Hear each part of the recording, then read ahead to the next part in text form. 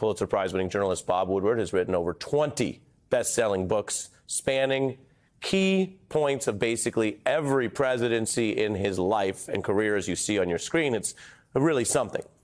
He spoke to Trump many times for his more recent reporting.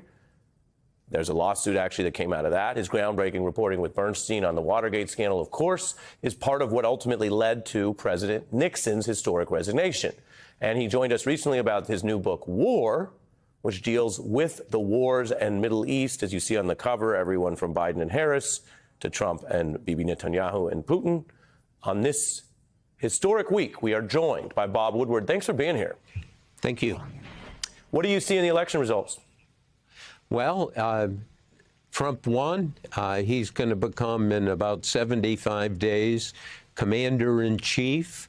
As we know, commander-in-chief has extraordinary power under our Constitution and under the practice. As president, he could decide, oh, I'm going to send 10,000, 50,000 troops to a certain area or a certain country. In a practical sense, a president decides to almost declare war. The situation we're in now, I think it's important to think about avoiding catastrophes, because the world is very volatile. It is a truly dangerous place. And how will a President Trump exercise that? You just go through the Middle East, the Ukraine war, what's going on in Asia, Kim Jong-un, the North Korean leader, who's one of the most volatile figures on the international stage, has an amazing arsenal of nuclear weapons that are hidden and buried and concealed and separated.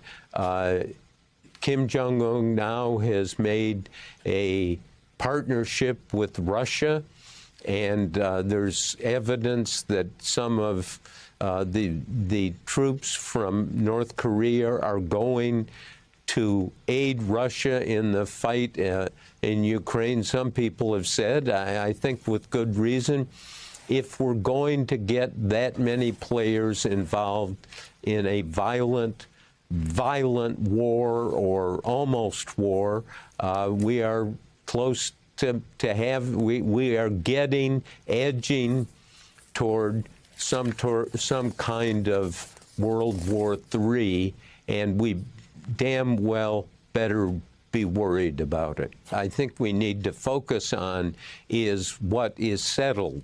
Trump is going to be commander-in-chief and have that extraordinary power in a world. I mean, look what's going on in the Middle East. Look what's going on in the Ukraine war.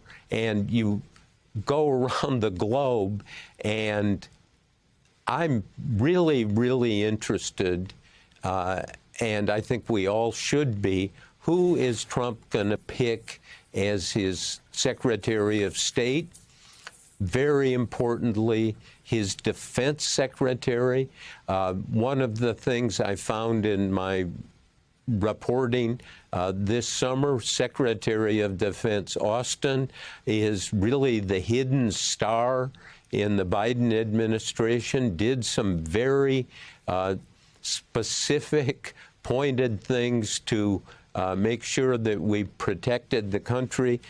Can I bore you with just reading briefly one of them? Because in this detail, much hangs.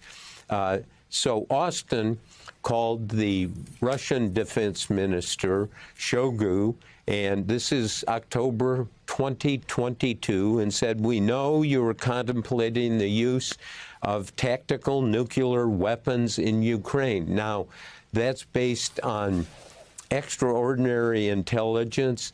Austin laid out a case, which I have in the book, about why nuclear weapons should not be used. I think he made a compelling case. And Shoigu, after hearing that, took it very personally, or at least for Russia, and he said, I don't take kindly to being threatened. And Austin, I think, in one of the more remarkable, strong exchanges, said to Shoigu, Mr. Minister, I am the leader of the most powerful military in the history of the world. I don't make threats. Of course, he was making that threat, and Russia has not used tactical nuclear weapons, and I think that was a fact. Now, the question for us, who's going to be Donald Trump's Secretary of Defense? Is it going to be somebody like Austin? When I took a transcript of this call he had with the Russian defense minister to Austin and started reading it, he didn't know I had it, and to my surprise, he said, that's accurate. That's accurate. He confirmed it, and that, as you know, in reporting on particularly national security issues, that's very rare. How do you think the press should approach the second term, given everything we know that on the one hand is a little different than other presidents, to say the least, but on the other still involves the foundation of facts and an open mind, not rushing to know what comes next? Exactly, but it's got to be reported very, very aggressively, and we need to address the question. I've spent a lot of time on this. Who is Donald Trump? I first interviewed him 35 years ago when he was a real estate operator in New York City with Carl Bernstein, my Watergate reporting partner. And we asked Trump about, why are you doing something in a real estate deal? And it's taped with his permission. He just says, instinct. I went back over some interviews I did with Trump while he was president in 2019, the next to last year of his presidency. And a question came up about North Korean leader Kim Jong-un, and who was threatening the United States and Trump. And Trump incredibly said, well, if he shoots, he shoots.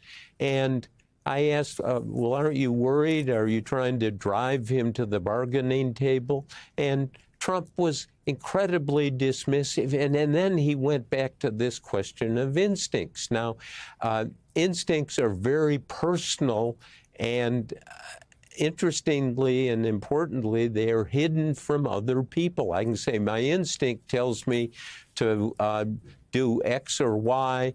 It's not accessible information to you, and you see Trump relying on this. What are the instincts? But let me push you a little, Bob. Sure, please. How much should people pick up from where the last term ended? You factor in what you know about this leader who talks about the press as the enemy, who closed his campaign, referencing the shooting, the horrific shooting at him, and saying, oh, you could shoot through the press. How much do you pick up on that point and continue, and how much do you say, wait a minute, new president, let's see what happens? But that's Trump, and I'm sorry to persist on this question of instinct, because it gives him or anyone a cover for why they're really doing things. And one of the number of things over the years I've learned about Trump, he actually rarely has a plan. He doesn't really have a team.